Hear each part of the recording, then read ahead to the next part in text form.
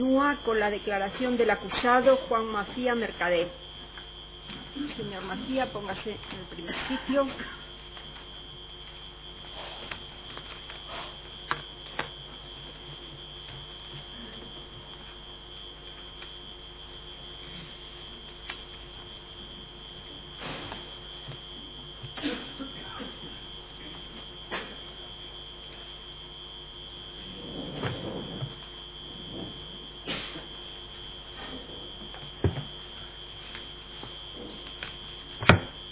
El letrado defensor tiene la palabra para continuar.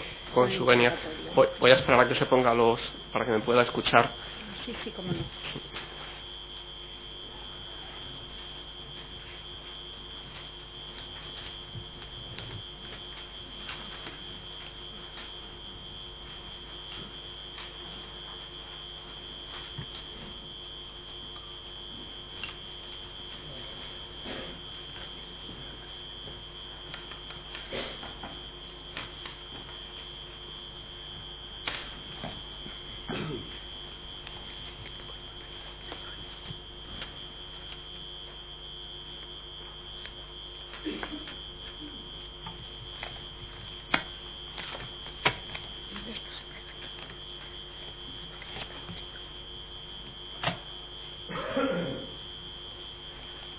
Sí, con su venia. Ya me escucha bien, señor Macía, ¿no?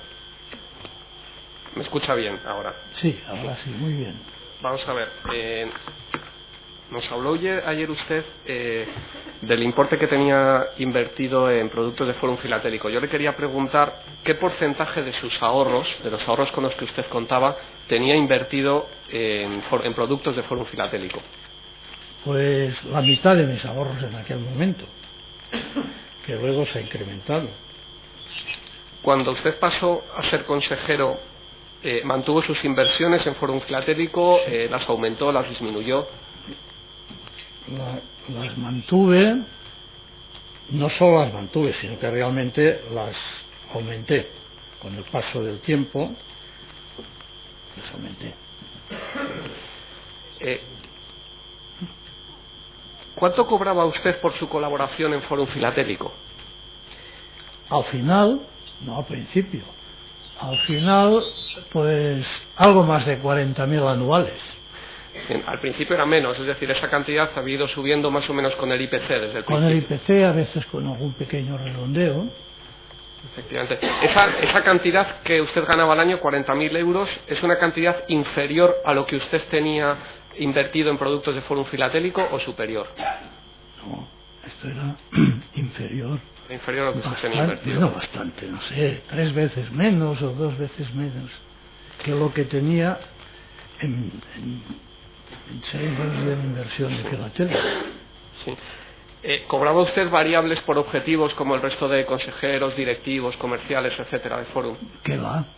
Nada, absolutamente, ni dietas, ni nada especial. Solo ese fijo de 40.000 euros anuales. Solamente, y además en 12 pagas, no había cosas extras, nada. 12 pagas que se acordaban cada principio de año.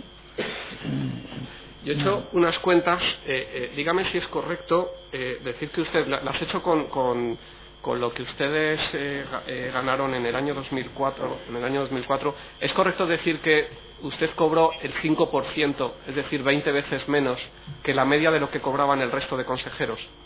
Bueno, yo en aquel momento no hice esos cálculos, ni me interesaban, pero es verdad que ahora, al ver los datos de la causa, pues sí, pero también es, digamos que es natural, porque ellos tenían responsabilidades realmente de tipo ejecutivo, directivo en la empresa, y además aportaban un esfuerzo comercial. O sea, es distinto, pero es verdad. Sí, vamos a ver, también para aclarar, bueno, no sé si ayer hubo algún tipo de confusión. Cuando nos habló usted ayer de la marca que utilizaba en su facturación, esto era simplemente el membrete que usted utilizaba en las facturas, es decir, usted facturaba como persona física, sí, no tenía claro, una sociedad limitada patrimonial en la que usted cobrara sus ingresos. No la he tenido nunca. Su NIF personal. No la he tenido nunca, era un membrete comercial que utilizaba porque daba conferencias, daba cursos de verano, tal, y esto me servía, bueno, pues para...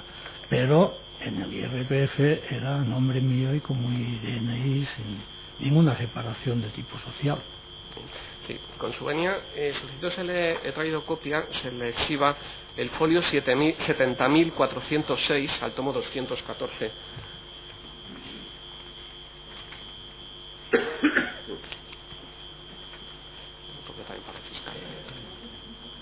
Pieza principal, tomo 214 de la pieza principal.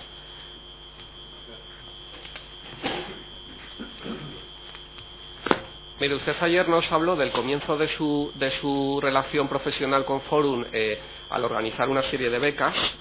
Quería preguntarle que nos dijera qué es esa fotografía que aparece en esa noticia, qué personas salen allí, qué están haciendo ustedes en ese momento. Bueno, en ese momento se firmaba ese convenio que ya expliqué ayer, que sugerí para que alguien pagara a los becarios. Y aquí están, por orden, empezando por la izquierda, el rector de la universidad entonces, el presidente de la agencia EFE, y sentado sigue el señor Prada, que era entonces el presidente de Forum, y yo estoy de pie detrás de él, explicándole un poquito dónde tiene que firmar. Y sí, yo estoy a la derecha, y sentado está el señor Prada. Sí. O sea que están los tres firmantes, que es Universidad San Pablo CEU, Agencia EFE y Fórum Filatélico. Después de la firma de esos convenios, usted se encargaba de redactar las bases, organizar los jurados, etcétera. Sí, por supuesto, y tenía que buscar profesores de distintas universidades, no era un tema solo de mi universidad, y había que reunirse. Por aquí tengo apuntado que tuvimos 4.707 peticiones, y solo se podían dar 50, o sea que, en fin, era, para hacerlo bien, era una cosa que nos teníamos que repartir mucho trabajo, reunirnos, comentarlo. Y ese fue el germen de la Fundación Cultural Fórum Filatélico. De ahí de esto. Es decir, primero nacen, lo he explicado, perdón, quizá... Eso lo hemos entendido ayer. Sí, lo que se explicó ayer, tiene razón, señorías. Vamos a ver, una vez que empieza a funcionar la Fundación, ¿cuáles son sus tareas dentro de la Fundación? Brevemente, bueno, intentaré, no se largue. Intentaré ser breve. Vamos a ver. No es aquí. Yo tengo hojas, pero supongo que ahora no...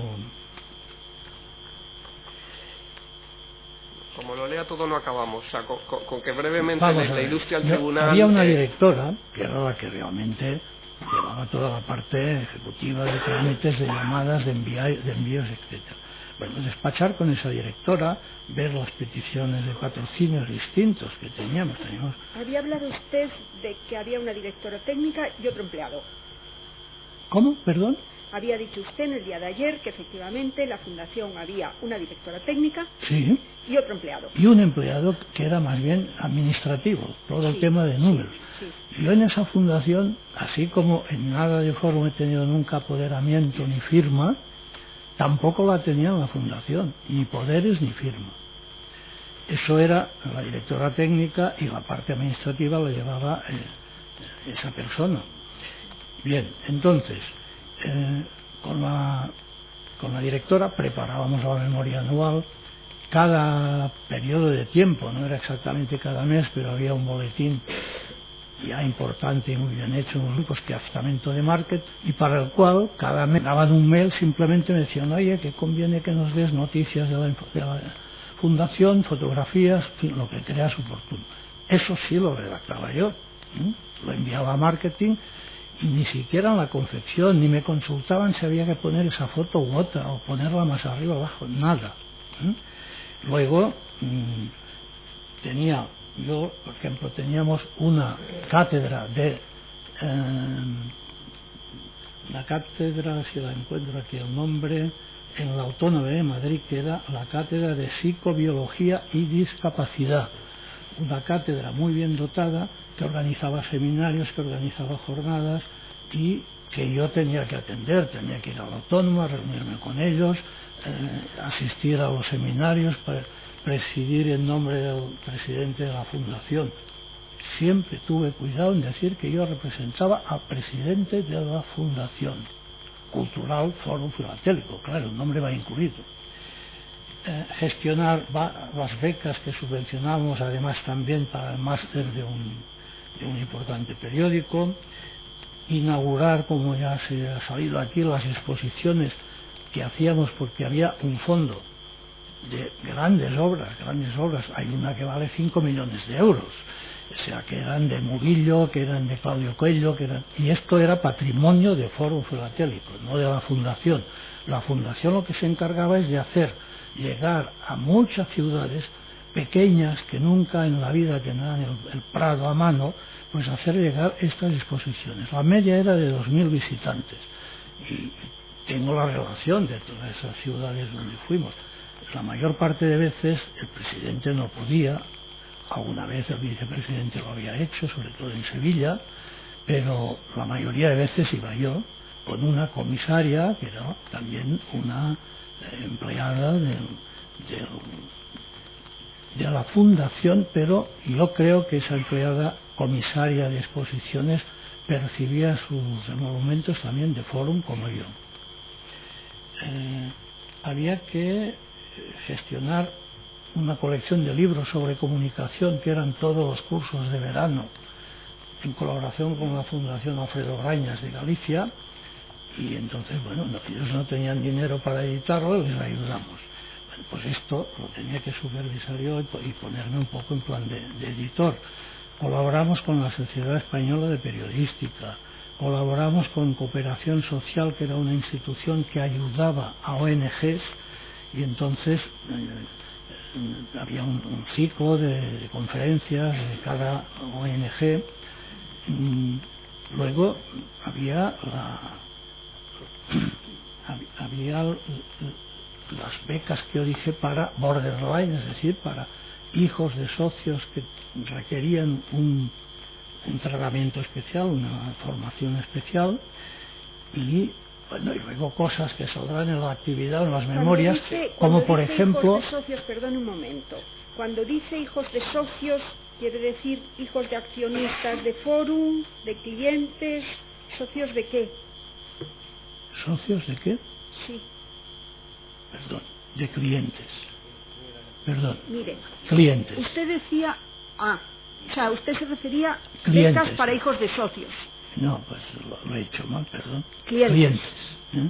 Clientes que, como dije, aparte de que dábamos becas para hijos de clientes muy bien dotadas para España, diversas universidades, para el resto de Europa, en París, en Alemania, y para Estados Unidos, muy bien dotadas, y eran hijos de clientes, pero eso requería estudiar muy bien, ¿no? Porque había que hacer unos baremos, unas puntuaciones, y eran, como he dicho, en esos casos llegaron una vez a 4.000. Sí, mira, yo lo voy a estar escribiendo instruido el tribunal sobre esta cuestión. Quería que se le exhiba, son los folios 6.349 y siguientes del tomo 23 de la pieza principal. También copias. Que tengo yo una. Ahí para, sí.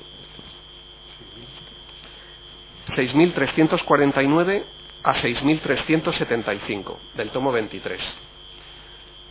Es la memoria del año 2004 de la Fundación Cultural Fórum Filatélico. Es la última que fue posible preparar. Sí, mire, todas las actividades que se relacionan en esta memoria son las que usted se encargaba de impulsar desde la Fundación. Bueno, no hubiera podido yo solo, era con la ayuda de la directora técnica, de este administrativo. En algunos casos era el departamento de marketing, como era confeccionar la memoria, poner las páginas de la Fundación en ese boletín para los clientes. Por ejemplo, sí, en realidad yo tenía que moverme mucho en universidades, correspondencia, o hacer borradores, hacer todos los reglamentos de las distintas becas. Sí, por ejemplo, mire, en la página 4 de la memoria, sí, becas CEU F Forum, esas son las becas de las que nos habló ayer. Las primeras que se crearon. Exacto. Y luego a continuación, en la página 5, las becas Fundación Cultural son las que dice que son para estudiantes, para discapacitados psíquicos, etcétera. Exacto. Vamos a ver, interesó también... Y también están estas para discapacitados psíquicos, físicos y sensoriales. Están para estudios universitarios y de posgrado, que es la que he dicho para España, el resto de Europa y Estados Unidos. Interesó, señoría, se le exhiba también los folios 70.390 a 70.393 también de la pieza principal. 70.390... tomo 214.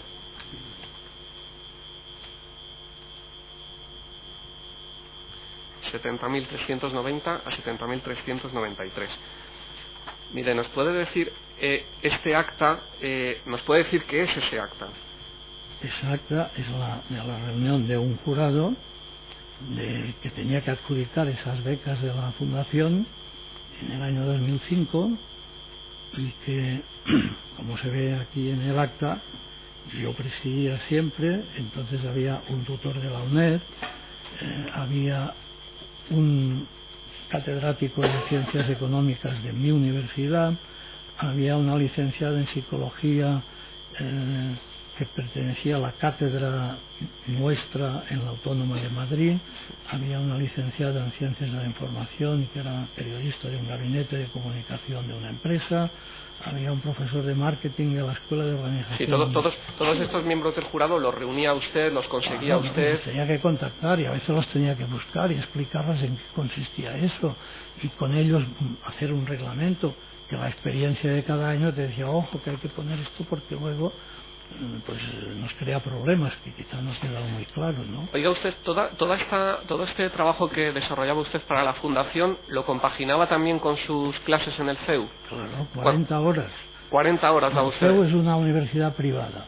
Sí. Como anécdota, al rector, cuando hacía una gestión en Estados Unidos para hacer un acuerdo, no le perdonaban las clases, las tenía que compatibilizar con otro compañero y era el rector. O sea, que quiere decir que 40 horas eran 40, hombre, quiere decir que sí que podía usar el teléfono para llamar a uno de esos profesores y quedar con él para una reunión. En fin, había cosas que se podían hacer que las sabía el CEO y que era bueno porque era un tipo de trabajo académico, ¿no? Y con sus 40 horas de trabajo en el CEU y todo su trabajo para la Fundación, ¿a usted le quedaba tiempo para dedicarse a otras funciones en Fórum Filatélico, como por ejemplo dirigir la estrategia informativa de comunicación, etcétera? No, por supuesto, tenía 5 hijos, mujer y ya empezaba a tener nietos, y algún tiempo había que dedicar, ¿no?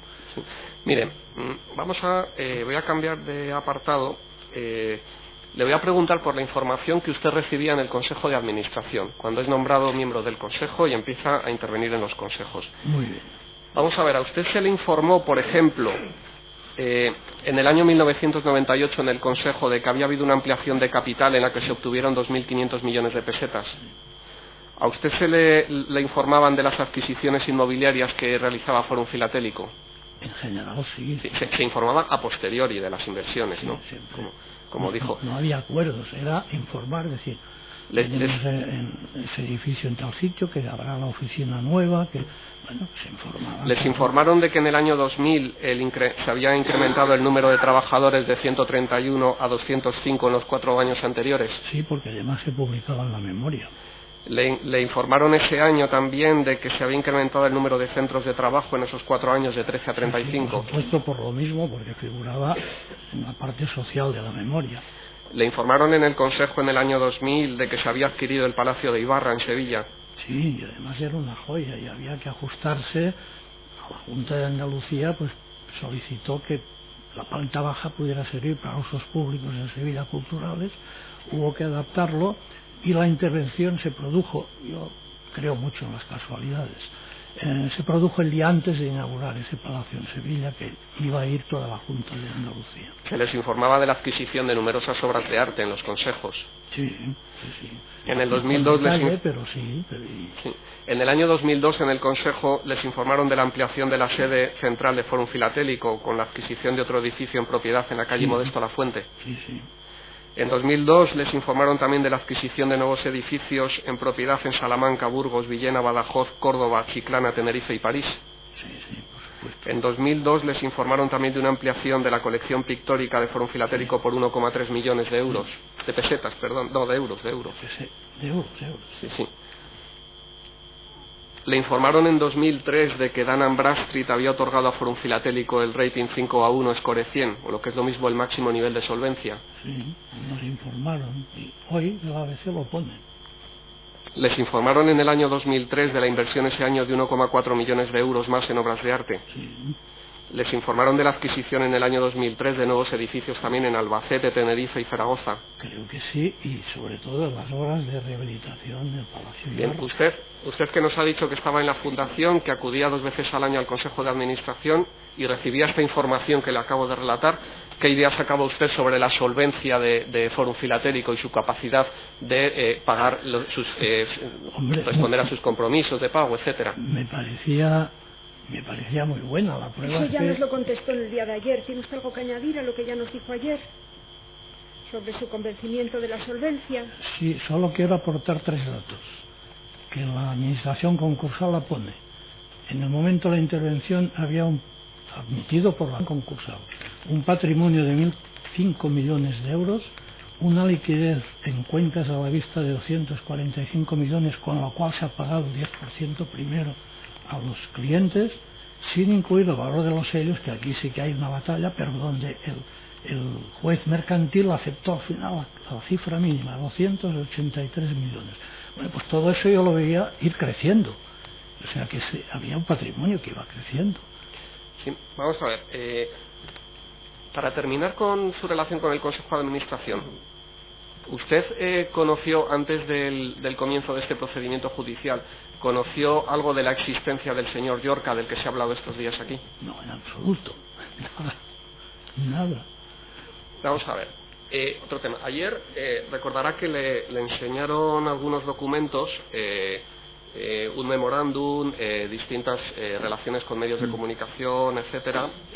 Yo se los voy a volver a mostrar para hacerles algunas preguntas. Antes le voy a hacer previamente una pregunta. ¿Usted desde cuándo conocía al director de la OCU, que ayer nos dijo que le conocía?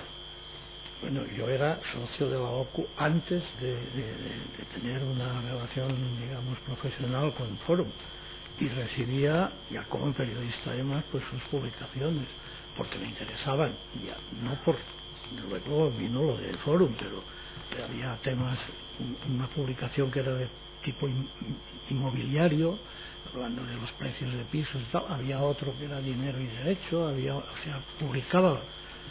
¿Y al director de la OCU le conocía usted desde antes del año 96? Sí.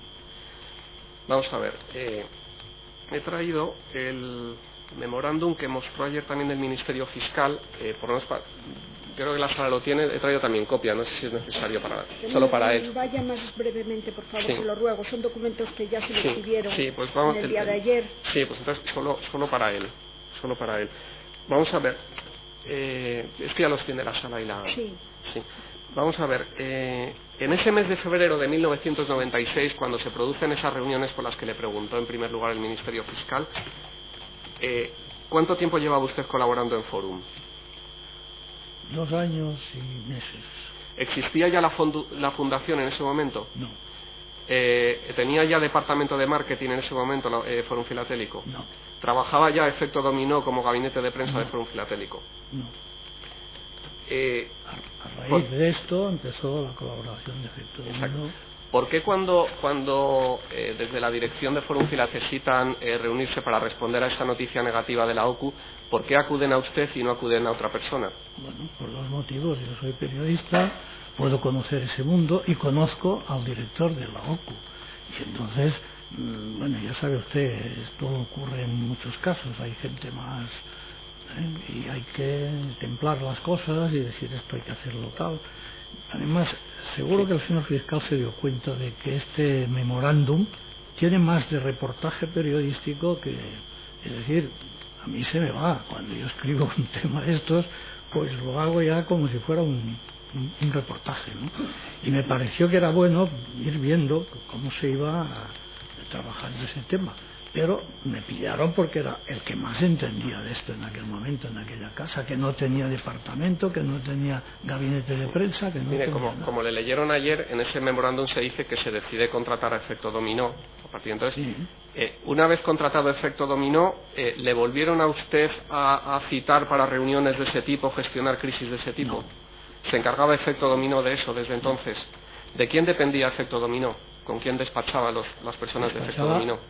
Al principio con el presidente, cuando se creó un muy buen departamento de marketing, que es un inciso, pero tenía un presupuesto 5 veces superior a la fundación, pues ya contactaba directamente con el departamento de marketing. ¿Usted despachaba con Efecto Dominó o con el departamento de marketing? No. Vamos a ver, en segundo Tan lugar... es así que nos enviábamos mails. O sea, Sí. a mí me pedían la colaboración para el boletín, lo de la fundación, con un mail. Sí. ¿Recuerda usted que a continuación le mostró el Ministerio Fiscal una carta a una persona de Radio 5? Sí. ¿Lo recuerda? Esa carta habla de dicha información se basaba en otra insertada en una Claro. publicación de la OCU. Claro. ¿Se está refiriendo a la misma información por lo que se ha producido en la reunión de Era ese la memorándum misma. anterior? Lo único que la OCU no hablaba de timo, hablaba de cuidado, Sí, de eso riesgos. nos quedó claro. Y es No se cuando preocupe, que eso lo hemos entendido Es decir, perfectamente ayer. Otra pregunta, por favor, vamos a Perfecto, avanzar. Perfecto. Vamos a ver, y a continuación le mostró el Ministerio Fiscal 4 cartas o emails que remite usted, Sí. que 2 son al señor Briones, una al señor Merino, otra al señor Pacheco. Esas 4 cartas se refieren a noticias publicadas por la misma entidad. Sí, ¿Por quién? ¿Por qué entidad? por la OCU. Y usted sabe por qué desde el año 96 las 4 veces que usted interviene para comunicar a sus superiores en Fórum Filatélico que se ha publicado una información de ese tipo, las 4 veces que usted interviene y remite una carta o un email se refiere a publicaciones de la OCU y no de otros medios? No sé si me ha entendido la pregunta. No. ¿Por qué estas 4 veces que usted comunica al señor Briones, al señor Pacheco, al señor Merino, Sí. que ha encontrado una información negativa sobre el Fórum Filatélico, las 4 veces se refiere a una información de la OCU? Porque era lo único que me llegaba a mí. Es decir, yo por Perfecto. sistema, y lo recomiendo a todo el mundo, es que la prensa hay que leer por lo menos 3 títulos distintos, por lo menos, y escuchar 3 programas de radio distintos, si no uno puede ser manipulado fácilmente. Bueno, pues yo tengo una gran afición a ver periódicos, y lo de la OCU me interesaba para mí. Yo buscaba una vivienda, pues me aconsejaban, había también uno sobre compras y todo lo pasaba a mi mujer, mira, parece que en tal supermercado. Bueno, por lo tanto era una curiosidad, que si un periodista no tiene curiosidad está perdido, se ha equivocado. Y naturalmente veía esto, era una empresa en la que primero yo creía en la revalorización de los sellos y sigo creyendo, y va a creer todo el mundo que no Sí, se mueva. eso ya nos lo dijo, de verdad que eso ya nos lo dijo y lo hemos entendido. Vale, Entonces, por estupendo. favor, vaya a otro punto. Sí, con su venia. Vamos a ver, en esos 13 años que usted estuvo en Fórum Filatélico, las únicas veces que usted interviene a cuenta de una información negativa son estas 4 cartas a cuenta de informaciones de la OCU y ese memorándum del año 96 que le enseña el Ministerio Fiscal. Solo eso en 13 años. Esa es toda su colaboración con las estrategias informativas de Fórum Filatélico. 4 veces en 13 años. Bueno, cuatro hechos que casi coinciden en un periodo. Bien, ¿no? después de remitir estas cartas al señor Briones, al señor Pacheco, al señor Merino, ¿usted tomó alguna decisión al respecto de lo que había que hacer o usted lo deja en manos de estas personas y ellos ya decidirán? Como se vio, incluso sugería un tipo de comunicación que fuera de datos, que no hubiera... Es decir, Sí. Bien, vamos nunca a... hubiera recomendado que ofrecieran sellos preferentes, ¿no? Que ha sido muy peligroso. ¿no? Sí. Mira, vamos a terminar ya. ¿Usted recuerda si después de la intervención hubo una junta de accionistas en la que se trató la reelección o el cese de los miembros del Consejo de Administración? Sí, y mandé a una persona apoderada que me representara, ya temiendo lo que iba a pasar. Sí, ¿qué se acordó sobre la Se reelección acordó o no de los miembros del Consejo?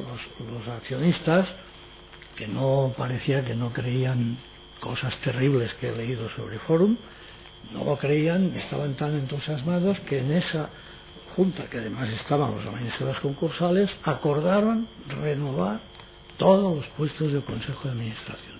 ¿Aceptó usted la renovación de su persona cargo? que tal me llamó por teléfono y dijo, ah, no, y yo no. Dice, no, pues ya te han puesto ahí, ¿qué tal? Digo, yo no estaba. Y entonces... ¿Remitió usted un burofax para rechazar esa reelección?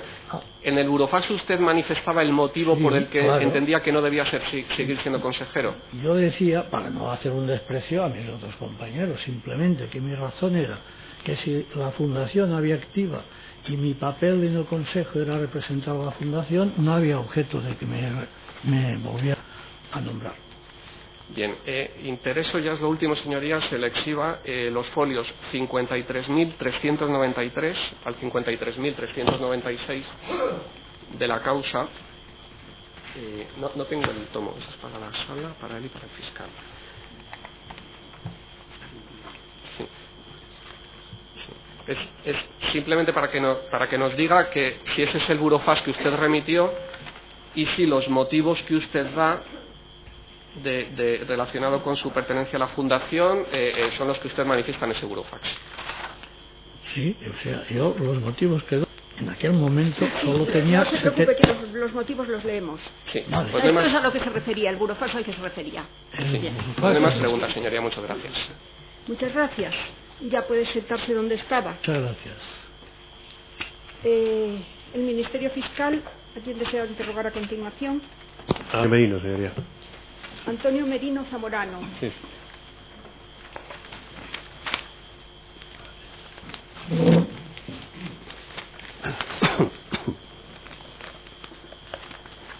La Constitución española, buenos días.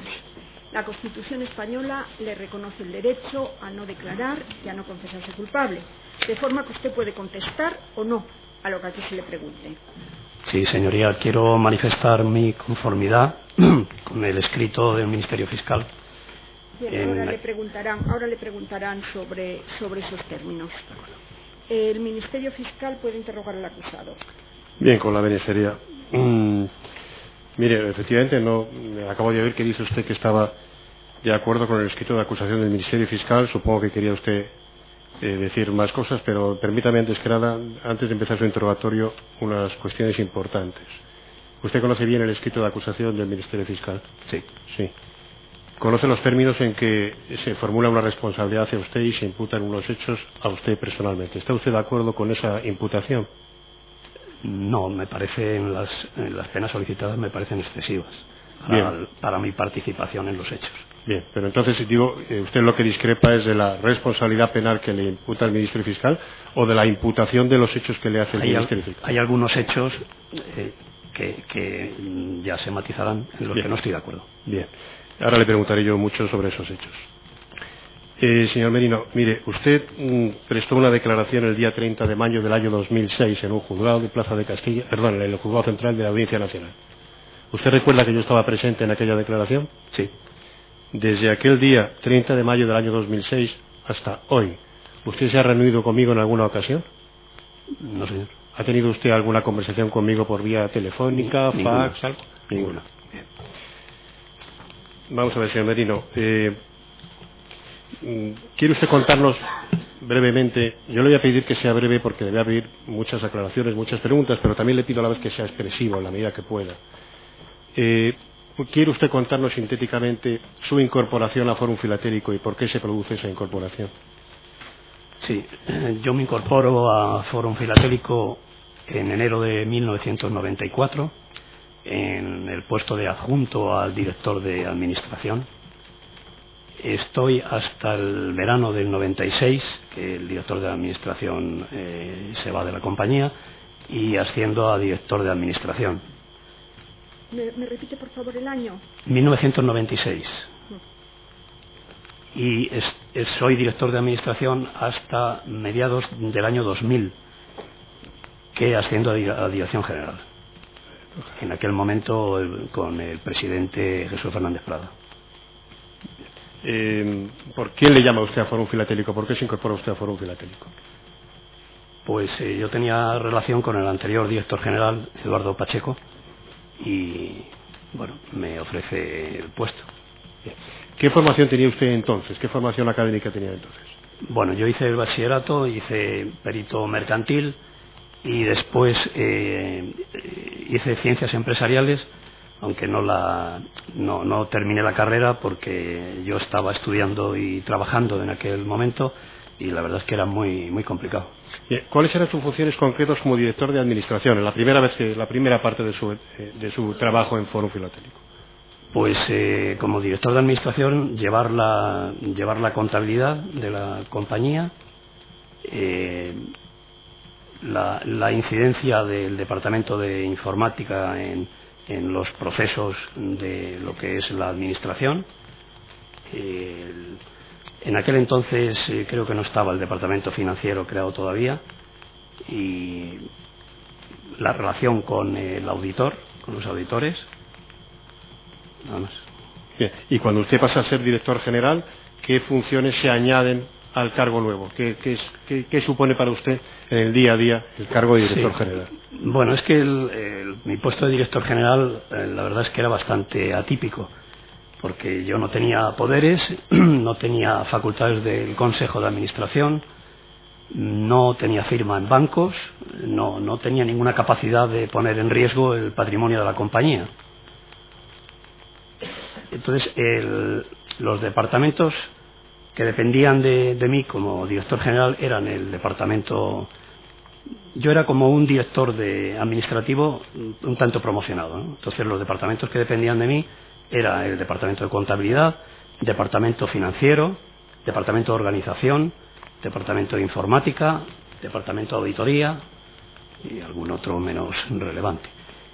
El resto de departamentos, como por ejemplo el departamento comercial, el departamento de compras de Filatelia, el departamento de marketing, la fundación y algún otro más, dependían directamente del presidente, el señor Briones. Bien. Mire, ¿y usted como director general dependía directamente de alguien de la compañía? Del presidente. Directamente del presidente. Directamente. En esa dependencia del señor Briones, primero con el señor Prada, supongo. Sí, y después con el señor Briones. Exacto. En esa dependencia, usted tenía que reportar al presidente de la compañía sobre determinadas materias y con algún tipo de periodicidad. Sí, reportaba, pero sin una periodicidad concreta. Estábamos en las oficinas centrales, despacho con despacho, y la comunicación era continua, ¿no? Si no me equivoco, usted tenía el despacho contiguo al despacho del presidente en la planta quinta de José Abascal número 51, ¿eso sí? Exacto. Bien. ¿Y cuando le reportaba al presidente de Fórum, le reportaba sobre cualquier materia o había algún orden del día al que tenía usted que reportar? No había orden del día. Bien. Mire, ¿había algo parecido a un comité ejecutivo en Fórum Filatélico? Sí, había un comité de dirección. Un comité de dirección. Sí. Yo tengo a la vista algún documento, en la medida que usted vaya queriendo que se los exhiba, se los exhibiré, salvo que usted me diga que conoce ese documento. Algunos documentos donde hay teóricas reuniones de un denominado comité ejecutivo.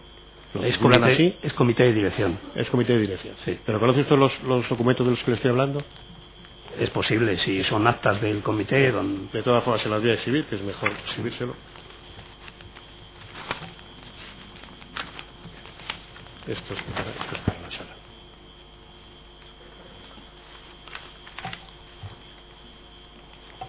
Mira, la ruta de documentos, señorías, son anexos documentales al informe pericial, anexo documental D10, correos electrónicos, documentación CD, portátil de Francisco Briones, adjuntos por carpetas, abogados. No sé si conoce usted estas actas. Sí. Sí. Estas actas se titulan reunión del comité ejecutivo. Dice usted que era más bien. Por favor, sí. Señor fiscal, un momento. ¿Nos puede repetir la ruta? Sí. Es una impresión de un documento que se encuentra en el anexo documental D10 del informe pericial. Está en la pieza documental 12 en todo caso. D10, correos electrónicos, documentación CD, portátil de Francisco Briones, adjuntos por carpetas, abogados. Sí, señoría. Mira, aquí tiene usted una serie de actas que van del mes de septiembre de 2003, diciembre de 2003, febrero de 2004. No sé si usted sabe quién hacía estas actas o estos documentos. Seguramente el asesor jurídico, Juan Ramón González. En estas actas se dice que asisten el señor Briones Nieto, usted, el señor Rogelio García, de Recursos Humanos, el señor Baglietto, del Departamento de Administración, el señor de Miguel, del Departamento Financiero, el señor Rossi, del Departamento de Auditoría, el señor Ramón González, Juan Ramón González, director del Departamento Jurídico. Este comité, dice usted que era un comité de dirección, lo llama usted. Sí. ¿Quiere usted decirnos qué era el comité de dirección y qué significaba en Fórum Filatélico un comité de dirección? Pues era una reunión de los directivos de la compañía. Como se puede ver, están los directores de departamento y estaban por videoconferencia los delegados de las distintas delegaciones. Y es un comité donde se trataban pues los asuntos que surgieran en relación con los diversos temas de... ¿Recuerdas con qué periodicidad se reunían estos comités? Pues creo que eran semanales o un poco más. ¿Y recuerda usted qué tipo de asuntos se debatían en el comité? Pues mire, principalmente se trataban asuntos informáticos, asuntos de organización, asuntos de revisión de procesos. Se trataba todo esto porque la sociedad estaba inmersa en un proyecto que llamamos Proyecto Futuro, que era a través de PricewaterhouseCoopers, para la revisión de todos los procesos y procedimientos de la compañía, optimizarlos y que fueran más eficaces y demás. Como consecuencia de estos, incidían directamente en los procesos informáticos que normalmente había que tratar en estos comités. También se trataban pues cuestiones, estoy viendo aquí política de compras de recursos humanos, la LOPD, la Ley de Protección de Datos.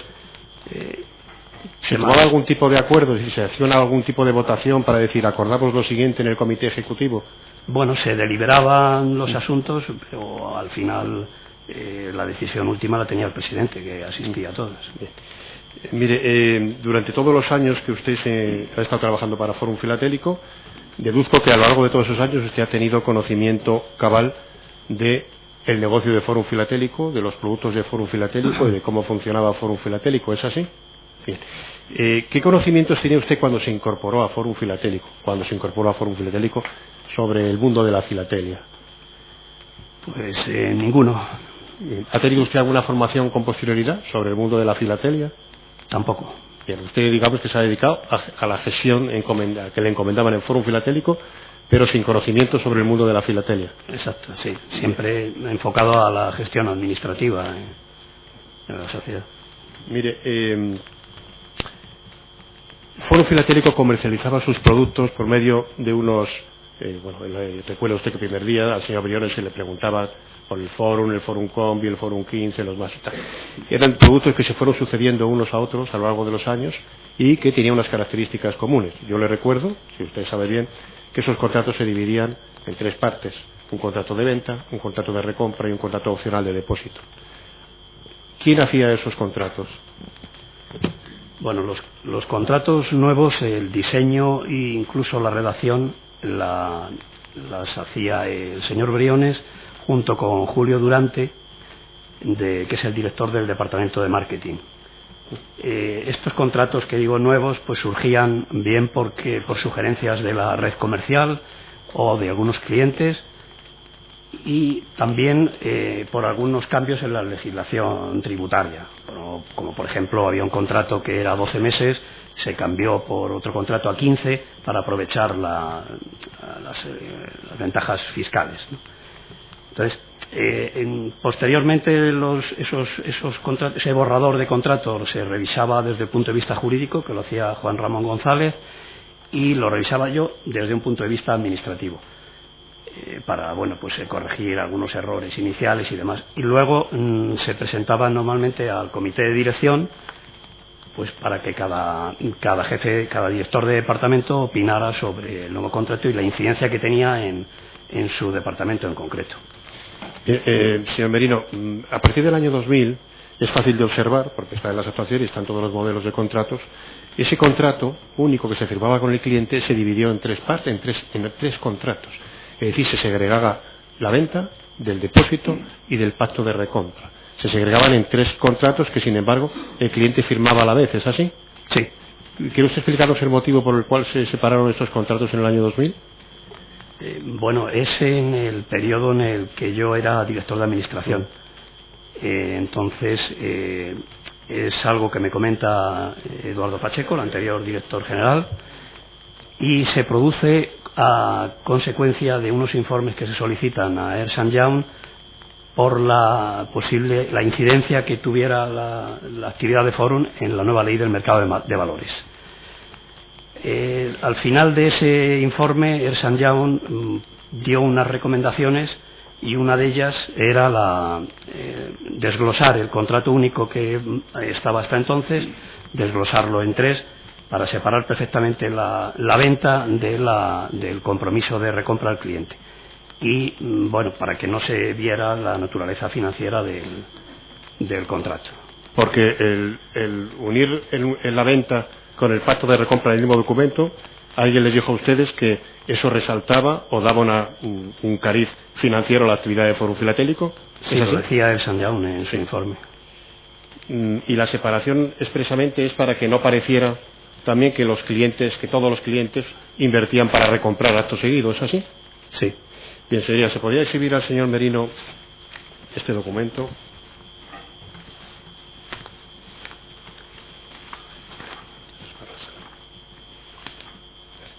La ruta es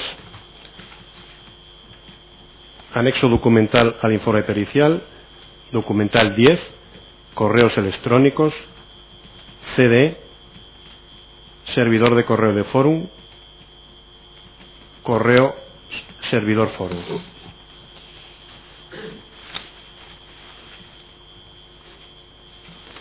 Señor Merino, mire, este es un correo que manda usted el 3 de julio del año 2002, 30 de julio del año, al señor Durante, con el motivo, el asunto es respuesta a expansión. ¿Recuerda usted este correo? Sí. Dice usted, Julio, me parece bien, excepto el término de garantía de recompra. Deberíamos decirlo más o menos como en la memoria, con o sin compromiso de recompra. Recuerda que todo el lío de separar en tres los contratos fue porque pareciera que no todas las veces recompramos y que siempre es decisión del cliente si quiere, entre comillas usted.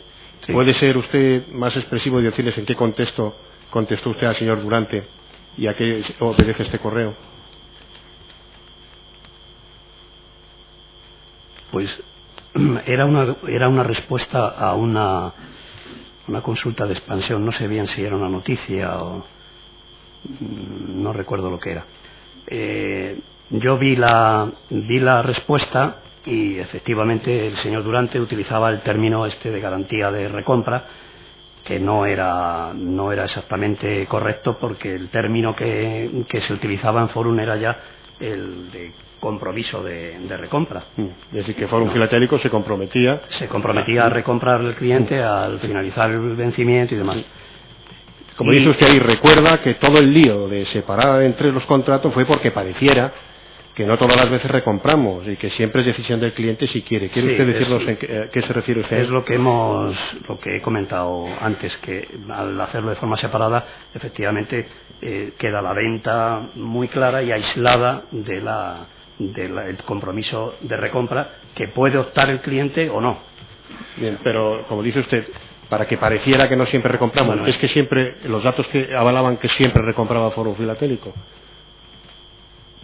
Sí, igual la palabra pareciera no es muy correcta, pero sí, era esa la cuestión.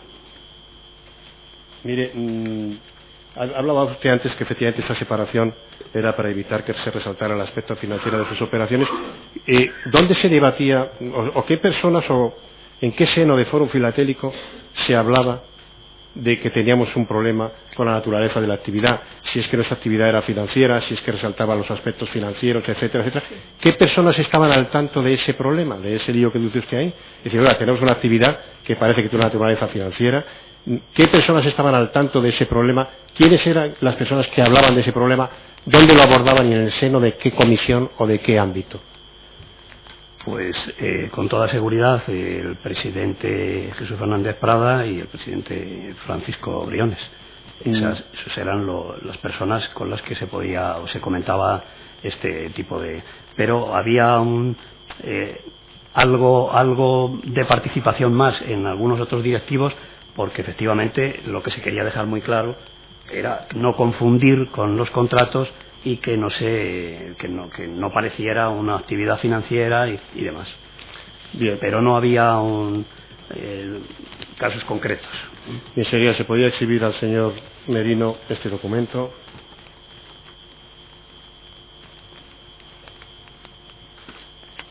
El documento ya fue exhibido al señor Briones, pero repito que es anexo documental de 10 al informe pericial, CD, servidor de correo de Fórum Filatélico, adjunto por usuario, correo SF J. González, enviados, repite ya ahora, y es el documento número 198.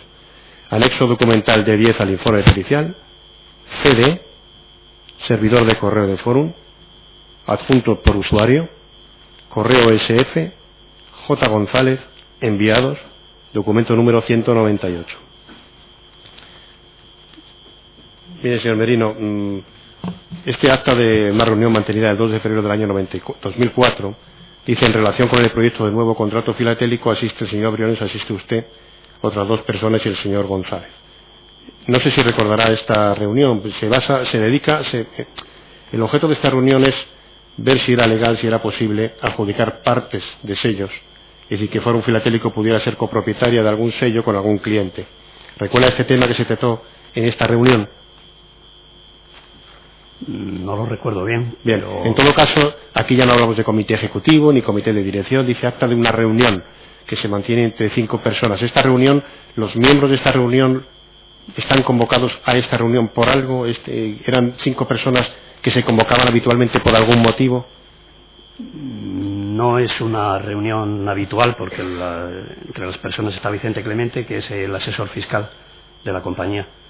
No era un comité ni reunión, era una reunión concreta para ver pues este tema que dice de la adjudicación parcial, pero la verdad es que no me acuerdo. Se dice en el segundo párrafo que por unanimidad, es decir, que han debatido y han debido votar, sí. Se entiende que la copropiedad de un sello no es ilegal, ¿eh? Y dicen ustedes en el último párrafo: por otra parte, la adjudicación en exceso o la adjudicación de adquisición de partes o porcentajes de lotes, series o sellos, en su caso resalta el aspecto financiero de nuestras operaciones, por lo que habría que buscar una alternativa. Quiero que nos diga si recuerda usted que se debatió allí, precisamente se llegó a esa conclusión, porque por unanimidad deciden una cosa, y no sé si esto del último párrafo es un párrafo que se escribe también por unanimidad. Es decir, que este contrato resaltaba el aspecto financiero de nuestras operaciones, dice. Bueno, dice la adjudicación, no sí. El contrato, ¿no? Sí, la adjudicación. El aspecto concreto de la adjudicación que podría resaltar el aspecto financiero. Pero ya le he dicho, la verdad es que no me acuerdo ni de este contrato ni de esta reunión. Bien, este contrato, dice usted que no se acuerda, pero ¿llegó a implementarse este nuevo contrato? Yo creo que no. Bien. Es que no sé a qué se refiere, no sé qué contrato puede ser. Porque adjudicaciones parciales es otro tema, que no es un contrato. Bien. Señoría, con la venia, un segundo solo, ¿sería tan amable el Ministerio Fiscal de decir los nombres de los 5 asistentes? Sí, claro, claro que es que no lo tenemos en pantalla, sí, perdón. Y el procedimiento es muy voluminoso. Sí. Asistentes: Francisco Briones Nieto, Antonio Merino Zamorano, José Baglietto González, Vicente Clemente y Juan Ramón González. Muchas gracias, señoría. Sí, lo he omitido, señoría, porque como el documento se exhibió el otro día, di por cierto que estaban al tanto los... Sí.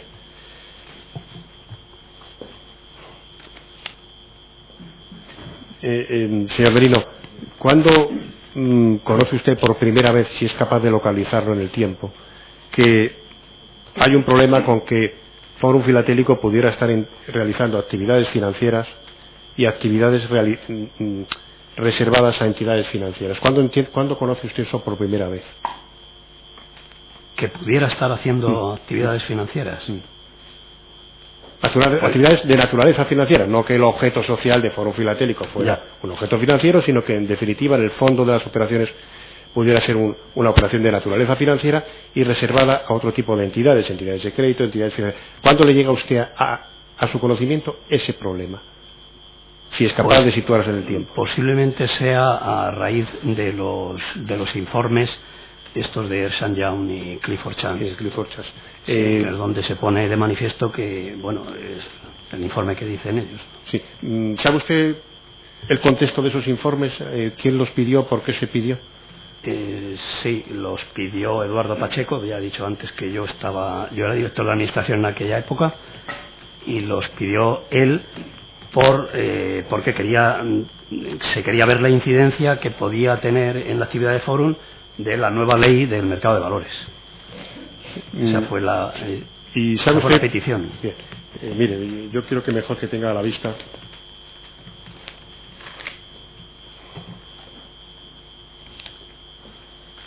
en primer lugar el informe de Ernst & Young. Está aportado en el acta el documento de documentos de primer nivel. ¿Todos? Sí, ¿están todos? Sí. No, están aquí. Aquí, este es el de Ernst & Young. Sí, este que escuchas. Primero vas a enseñar el de Ernst & Young. Sí, primero el de Ernst & Young.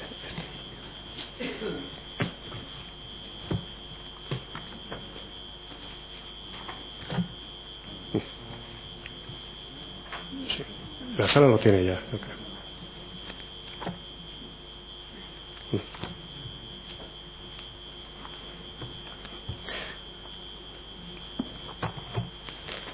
Señor Merino, este documento, este informe de Ernst & Young, se incautó, lo tenía usted en su despacho, ¿usted lo conocía bien? Sí, cuando accedí a la dirección general, el traspaso de poderes con Eduardo Pacheco, me surgió esta documentación. Bien, en el encargo del trabajo de Ernst & Young se dice que habrá alguien por parte de Fórum Filatélico que realizará el informe o ayudará o auxiliará y visará el borrador, por así decirlo, antes del informe definitivo con Ernst & Young. ¿Sabe usted qué persona de Fórum Filatélico fue ese interlocutor de Ernst & Young? Pienso que Eduardo Pacheco. Bien. ¿Sabe usted qué personas conocieron este informe? No lo sé. No lo sabe. En todo caso, usted consultó el contenido de este informe una vez que lo leyó. ¿Lo consultó con alguien? ¿Se lo transmitió a alguien? ¿Lo quiso debatir con alguien? No, es que, claro, cuando yo leo el informe, cuando tengo el informe delante, es cuando le digo que accedo a la dirección general y ya es el año 2001. Ya se habían tomado las medidas de separar los contratos y, bueno, al comentarlo con Eduardo Pacheco, bueno, es un tema ya pasado, no entendieron bien el sentido de nuestra petición, el despacho de Ernst & Young, y no hicimos nada y no hacemos nada. No lo entiendo, que no entendió bien el despacho Ernst & Young el sentido de su petición. El sentido de la petición era la incidencia de la actividad de Fórum en la ley del mercado de valores y no tanto toda esta explicación y todo. Bueno, pero digo, efectivamente ya le preguntaremos a las personas que han elaborado este informe sobre el informe, pero quiero preguntarle, ¿usted leyó el informe?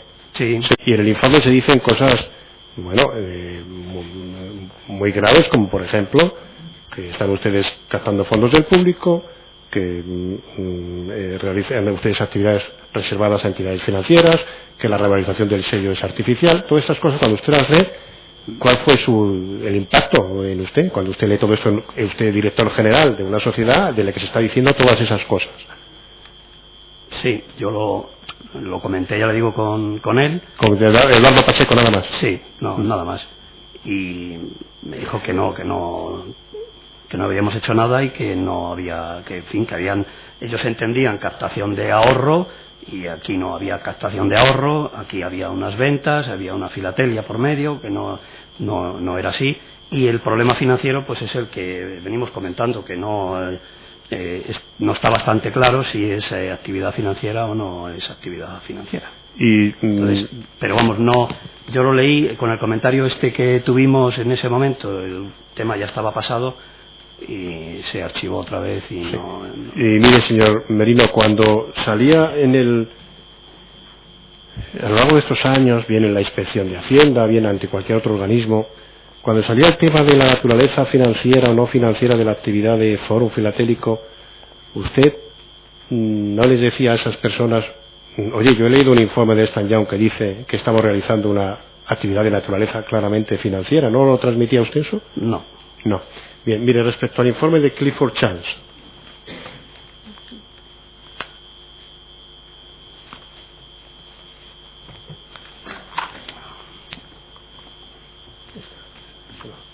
La sala lo tiene también, señoría, porque lo incorporamos el otro día. Este informe, lo mismo le digo, ¿sabe usted el origen de este informe? Sí, esto lo solicitó Eduardo Pacheco.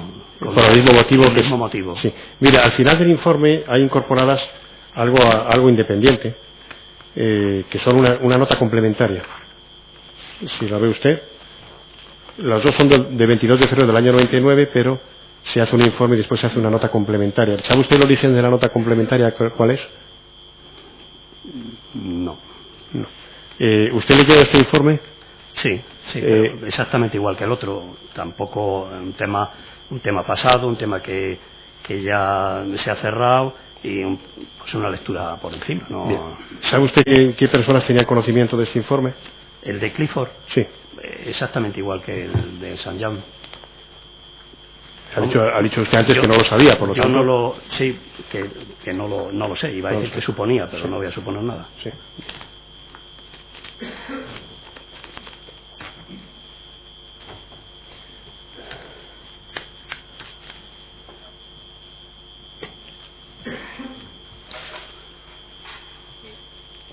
Hay otro informe que quiero que usted tenga a la vista.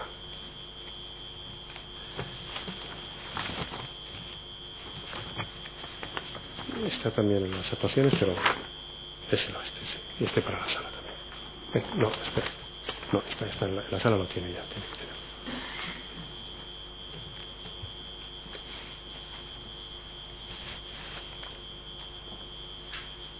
Está incorporado también, señoría, a las sesiones del primer día. Es un informe jurídico que se encuentra en el tomo 147, folios 44.763 y siguientes. Mire, señor Merino, ese es un informe que teóricamente también se incautó en su despacho. Es un informe que verá usted que es de fecha 28 de marzo de 95, pero no está firmado por nadie. Barcelona, 28 de marzo del año 95. Y verá usted que concluye que el que ha hecho el informe, que no sabemos quién es, recomienda a una persona o buena sociedad que no invierta en Fórum Filatélico por una serie de razones que expone. ¿Sabe usted quién hizo este informe? Pues no sé, es de 1995. Estaba en mi despacho o en el archivo de Dirección General, pero no es un documento que yo recibiera ni que me lo entregaran a mí. No sé quién lo pudo hacer. ¿Recuerda haberlo leído? Fíjese que se trata de que se recomienda a un inversor que no invierta, que no tome parte en el capital de Fórum Filatélico y menos aún en la dirección. No recuerdo haberlo leído, lo he visto en las actuaciones. Y vamos, le pregunté a Eduardo Pacheco por el informe y me dijo que era un accionista de Barcelona que estaba que tenía algunos problemas con la sociedad y tal, pero no me explico más. De acuerdo.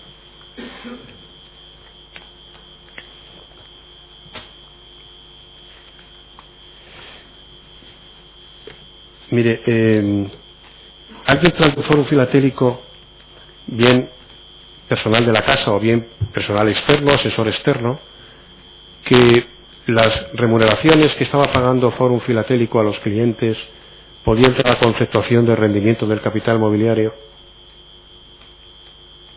Perdone, ¿cómo era al principio? Si alguien de la casa... A usted le comentó. ¿Alguien de la casa o alguien ajeno a la casa? Un asesor externo, por ejemplo, o un consultor, les dijera, oye, cuidado porque las remuneraciones que está pagando Fórum Filatélico pueden ser rendimientos de capital mobiliario, hay que hacer retenciones a los clientes y tal.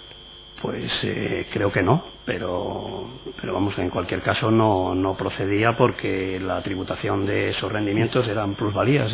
¿Recuerdas si ese tema salió en el curso de la inspección de Hacienda que tuvo Fórum Filatélico? Es posible. Bien, mire, señoría, quisiera que se subiera al señor Merino un documento.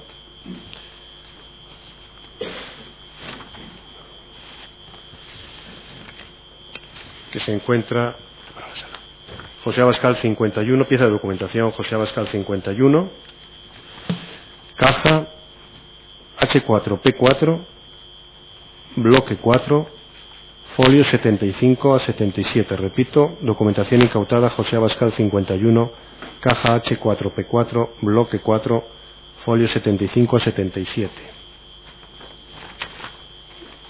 Señor Merino, no sé si conoce este informe.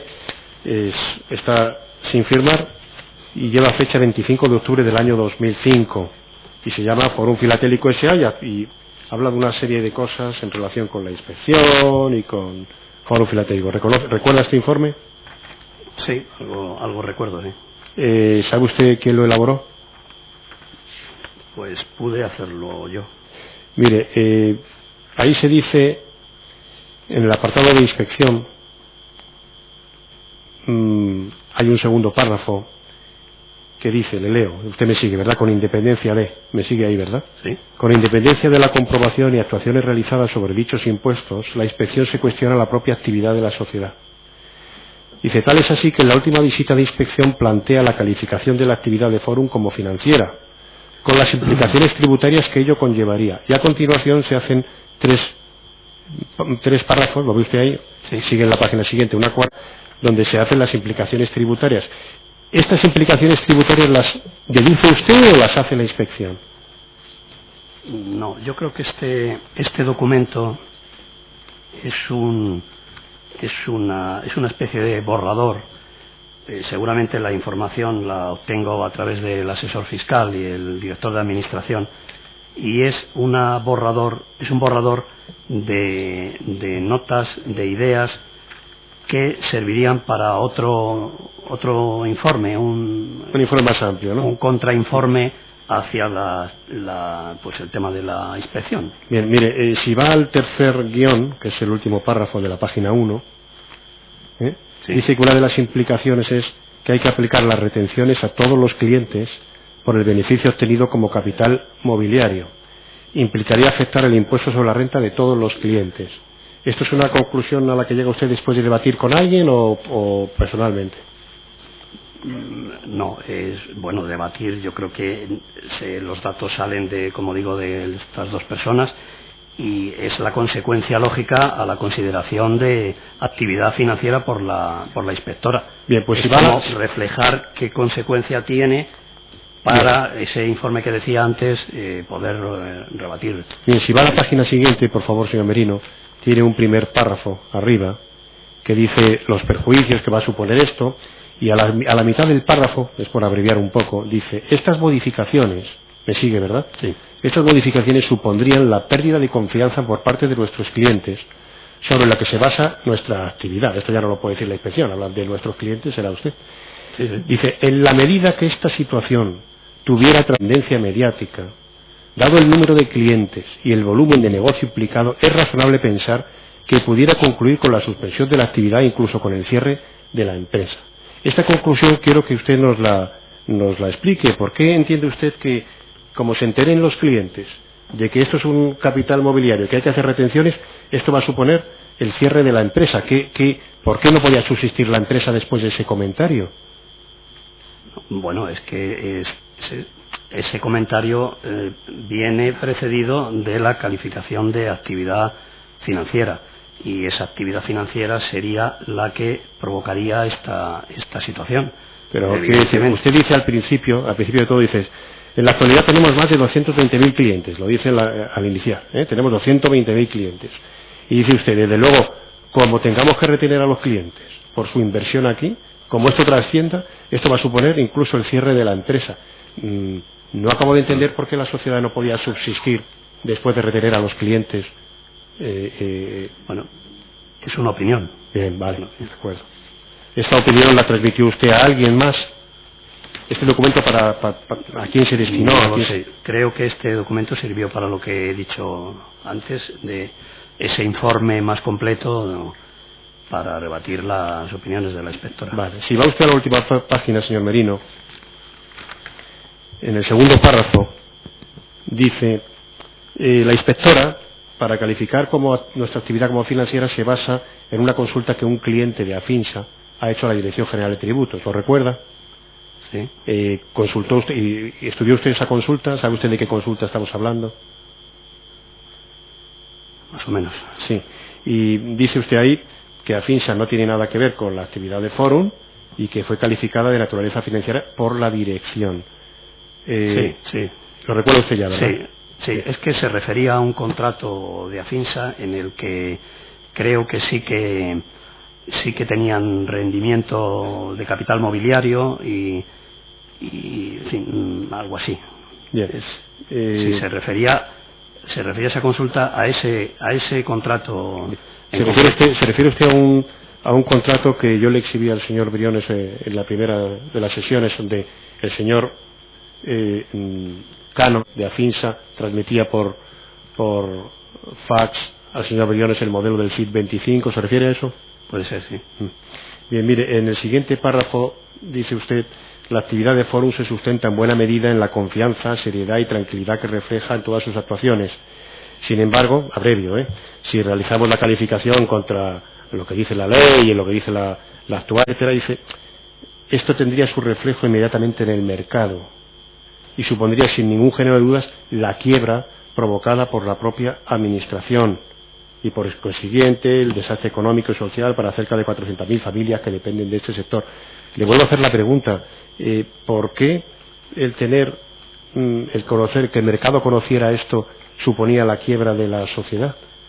Bueno, el mercado es una palabra, igual no está muy bien dicha, pero lo que sí está claro es que si las actividades se realizan en contra de lo que dispone la disposición cuarta de la Ley 35/2003, la sociedad estaría incurriendo en una ilegalidad y como consecuencia pues vendría todo lo demás. Pero estamos hablando de quiebra, que es un concepto patrimonial, económico. Dice: esto supondría la quiebra. Ya estamos hablando de un concepto económico con implicaciones contables. Es decir, el hecho de que trascendiera mediáticamente que la naturaleza financiera suponía además cambios en la contabilidad que supusieran patrimonialmente y económicamente la quiebra de la sociedad. ¿Eso es lo que quiere usted decir o no? No, que mediáticamente no, que sin duda la sociedad iría a la quiebra porque estaría dentro de una ilegalidad, los clientes se darían cuenta y dejarían de tener confianza en estos productos y al final sería, como digo, el desastre económico y social de la compañía.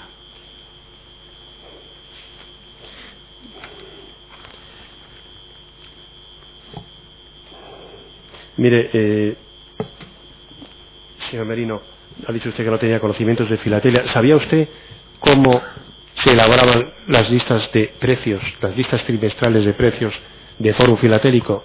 ¿Quiere usted contarnos cómo se elaboraban y quién era el responsable de elaborar esa lista? Sí, las listas de precios eran gestionadas y controladas por el presidente, Prada en su momento y Briones con posterioridad. Con Prada me facilitaba una nota a mí con el importe de revalorización. Las listas se revalorizan cada trimestre. Cada trimestre me facilitaba una nota con 2 o 3 porcentajes, entre el 2,5 y el 3%, para revalorizar las listas. Los 2 o 3 porcentajes eran para que las revalorizaciones fueran para determinados grupos de sellos. Por ejemplo, un porcentaje podía ser para lo que denominábamos en Forum los sellos caros, los sellos antiguos que normalmente el porcentaje era menor. Eso con el señor Prada. Con el señor Briones la revalorización se hacía con más detalle, más concreto. Él me facilitaba datos, bien por series, años completos, para que yo fuera teniendo la revalorización más concreta. También al final el porcentaje global de la lista se subía en torno a ese 2,5%. Yo le decía que esos porcentajes eran muy altos, que habría que ir bajando porque había sellos, había años completos y series y tal, que estaban muy sobrevalorados. Entonces él me respondía que sí, que de acuerdo, pero que había que hacerlo pues de una forma lenta, porque claro, estas valoraciones históricas estaban tan altas que prácticamente el margen de maniobra era inexistente. Si había que subir la lista global de ese 2,5% aproximadamente, pues poco margen de maniobra había. Aún así, en los años en los que estoy con Briones de presidente, es verdad que las revalorizaciones van bajando de ese 2,5 hasta el año 2004, que bajan por debajo del 2%. Ese era el sistema de... Pero quiero decir, ¿cuál era el criterio? Bueno, yo lo pasé, perdón. Sí. Yo esos datos los pasaba a una hoja de cálculo donde estaban toda la lista de precios, hacía las rectificaciones que él me había ido comentando o facilitando, y luego se la pasaba ya la lista realizada de la hoja de cálculo para que diera el visto bueno. Cuando él daba el visto bueno, el mismo fichero, ya es una hoja de cálculo, yo se lo pasaba a la responsable del departamento de adjudicaciones, Elena López, que era la persona que se encargaba ya de tratar con la imprenta para que se emitiera la lista de imprenta, y a su vez ella era la que introducía los datos en el sistema informático. Señor Merino, pero ¿cuáles eran los criterios para incrementar? Porque las 108 listas oficiales que ha tenido Fórum Filatélico, todas han incrementado los valores históricamente, siempre. Entonces, ¿cuál era el criterio que se manejaba para decir, vamos a subir toda la filatelia, todos los trimestres, tanto por ciento? ¿Cuál era el criterio? Dígame usted, pues se valoraba el que esto justificaba el incremento, ¿el qué? Los incrementos obedecían principalmente, porque ya le digo que se movían en torno de ese del 2,5 al 3%, y eso obedecía a que esa revalorización fuera suficiente para cumplir con los compromisos de recompra que se estaban ofreciendo a los clientes. Bien, este extremo es muy importante, señor Merino, es decir, que el señor Briones ha dicho hasta hoy que ponderaba históricos del mercado, del comercio mayorista, minorista, de que era calidad de lujo, pero en definitiva los sellos se incrementaban su valor en la medida que había necesidades o que se necesitaba liquidez para cumplir con los compromisos de recompra de los inversores. Básicamente sí. ¿Y cómo se calculaba eso? Es decir, ¿cómo sabían ustedes cuál era en cada momento el compromiso de recompra? Este porcentaje, esta forma de revalorizar ya venía históricamente. Ya cuando Eduardo Pacheco me transmite algunas cuestiones, ya me dice la forma de revalorizar la filatelia.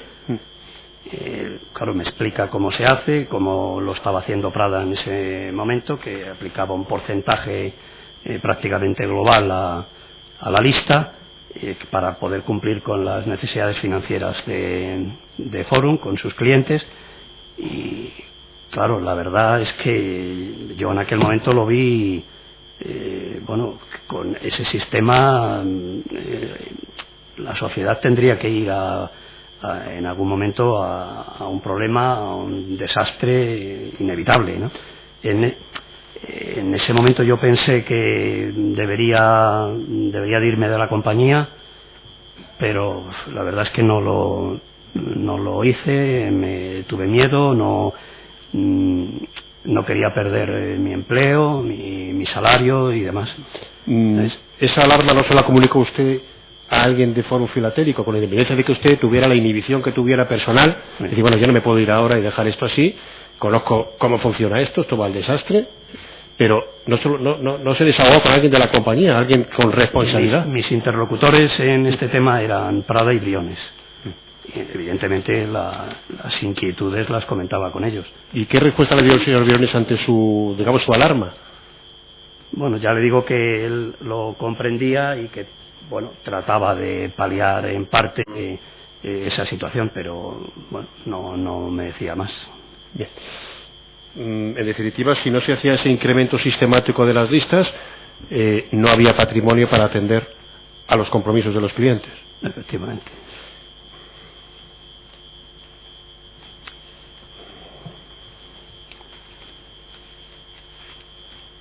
Mire, ¿recuerda usted, señor Briones, si... Señor Merino. Perdón, señor Merino, disculpe. Han sido 4 días con el señor Briones. Señor Merino, ¿recuerda usted que había un problema o un debate o una discusión en el seno de Fórum Filatélico en relación con la contabilización de las operaciones, si los compromisos de los clientes debían lucir o no en el pasivo de la sociedad, del balance de la sociedad? Bueno, había cierto debate, sí. ¿Quién eran los interlocutores en ese debate o los protagonistas de ese debate? Pues los auditores, el director de contabilidad. ¿Los auditores se refiere externos o internos? Externos. Bien. ¿Usted recuerda que históricamente había una provisión que se dotaba en la sociedad para precisamente para tener fondos suficientes para atender a los compromisos de los clientes? Esa provisión dejó de dotarse en un momento determinado. ¿Sabe usted por qué dejó de dotarse? Sí, se dejó de dotar a raíz de la inspección tributaria del año 94, acababa en el año 94-95. En esa inspección, pues el inspector correspondiente pues no veía que esa provisión que se pudiera hacer, que fuera fiscalmente deducible y demás. Bien, ustedes pidieron dictamen externo sobre si esa provisión se podía deducir o no fiscalmente, ¿es así? Bueno, estamos hablando de un periodo que yo no era director general. Si usted conoce sí, le conozco que se pidió para precisamente y sobre todo tratar con la inspección de la deducibilidad de esa provisión también, porque estaba también en riesgo la propia deducibilidad fiscal. Vamos, señoría, podría exhibirse al señor Merino.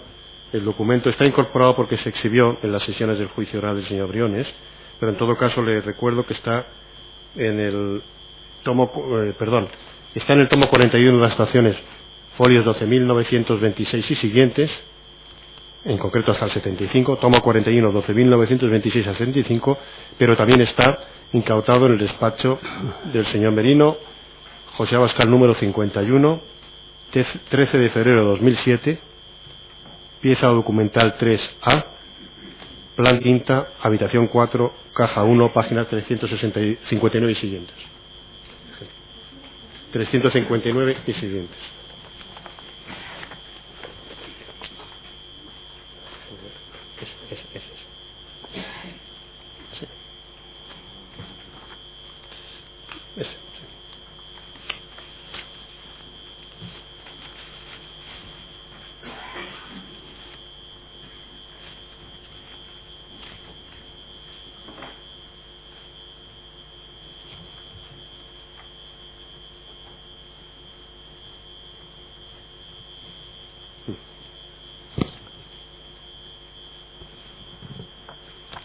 Señor Merino, ¿usted conoce este informe? Sí. Este informe ya le advierto que yo tampoco he encontrado la fecha, aunque sé cuándo lo remitió el despacho Treferle, que pone aquí, CSL. Lo recuerda, ¿verdad? Sabe de qué estamos hablando, sí, ¿verdad? No tiene fecha, sí. Pero debe ser de 1994 o 95. ¿Usted leyó el contenido de este informe, recuerda? Pues lo he leído. Lo que no sé ahora mismo si lo he leído entonces o después, porque ya digo que es de la etapa que yo era director de administración, pues seguramente el informe no se me enseñó y no sé si lo he leído después como director. Pero ¿sabe usted cómo le llegó este informe a usted? ¿Lo sabe? No lo sé. No sé, estaría en el archivo. No lo sé. Bien, mire, en esta época, donde usted sitúa el informe, había otros productos de Fórum Filatélico distintos de los que ha habido cuando usted después fue director general y los años siguientes, ¿verdad? Porque aquí habla de una mediación, un contrato de mediación, ¿sabe usted de qué estamos hablando? Sí. ¿Verdad? Bien. Mire, si usted va a la página 12 del informe, por favor, páginas 12 y 13, ya sé que usted no es el autor del informe y no le voy a preguntar técnicamente por el contenido del informe. No, el autor del informe es una asesoría. Sí, lo sé, pero solo quiero saber si, fíjate, en esa página 12 y 13, lo que hacen en este informe es decir, oiga, ¿qué hace Fórum Filatélico para contabilizar sus operaciones? Y dice, ¿qué puede hacer para contabilizar? Y fíjese, dice ahí, da dos opciones, A y B. Considerar como beneficio los ingresos derivados de esas operaciones de mediación, dice el siguiente párrafo, tal forma de proceder vulnera a nuestro juicio clara, directa y contundentemente el principio de prudencia valorativa, porque omite la fundamental obligación de recompra. Y en la página siguiente, en el apartado B, dice crear una cuenta de pasivo. Este segundo modo es a nuestro juicio no solo deseable, sino incluso obligado. Lo que le pregunto es, ¿usted participó en alguna discusión al hilo de este informe o al hilo de cualquier otro informe en que se discutiera si las operaciones de Fórum Filatélico, las obligaciones, deberían trascender a una cuenta de pasivo o no? No he participado. No. De acuerdo. ¿Sabe usted qué personas conocieron este informe? Tampoco. Bien, quisiera que se exhibiera al señor Merino el documento.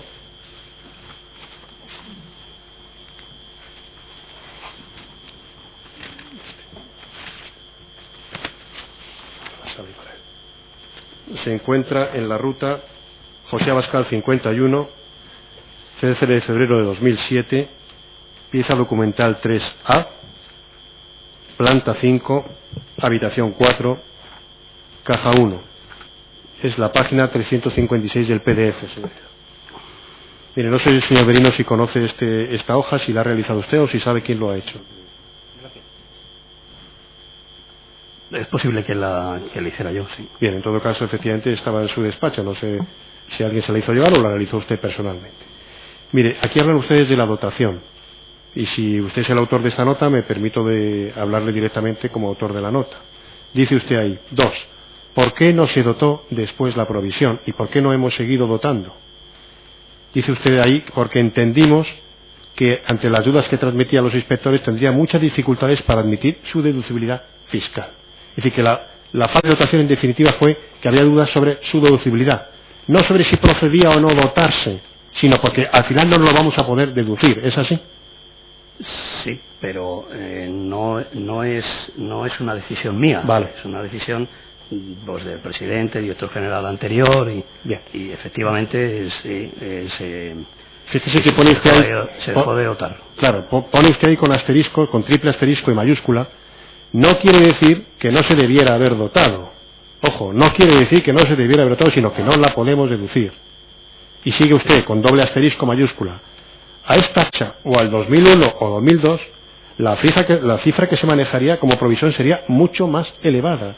En definitiva, está usted diciendo, oiga, tenemos que dotar y tenemos que dotar todavía más de lo que está dotado.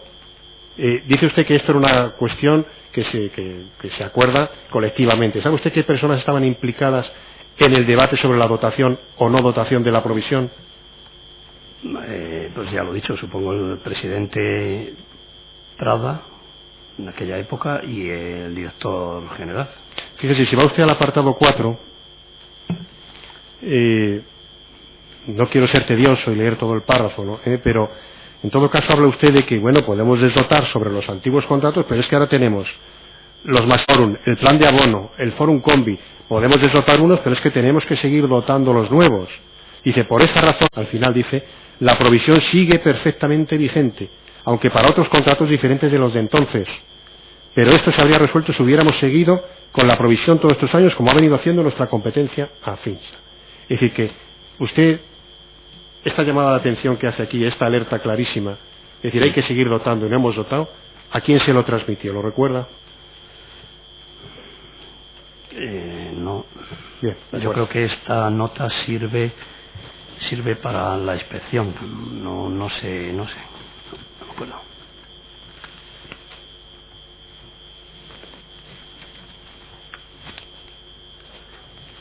Y la explicación